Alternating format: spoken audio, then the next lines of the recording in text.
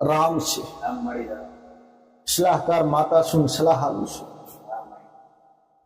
બધાને સલાહ આલું છું, મારા ભાવિકોને આલું છું, જે મારી વાતને સમજે છે, ઓળખે છે.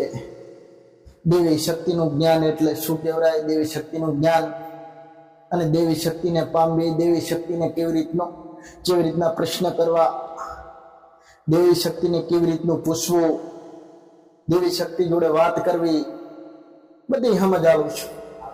નાની નાની વાત સમજ આલું છું.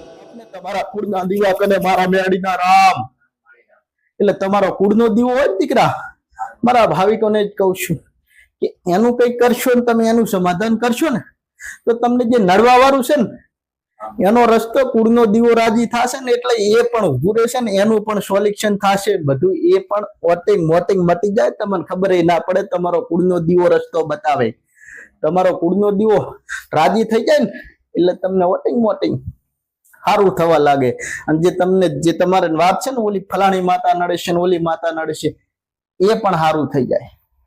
કેમ કે કુળનો દીવો ઉભો હોય ને એટલે મારો ભગવાન ને મારો રામ મારો શિવ હાજર ને હાજર જ હોય, બેઢીની પોનર હોય.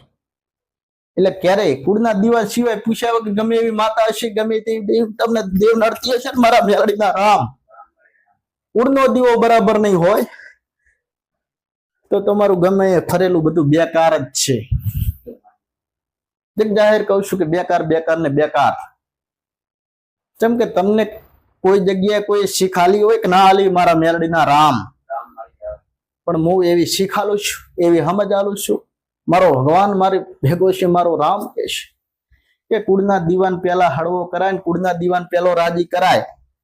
એવું કરશો ને તમારી આગળની પેઢી દુઃખ નહીં આવે. સમજીને કરતો કોઈ દી દુઃખ નહીં આવે દીકરા. ભલે રામ રામ.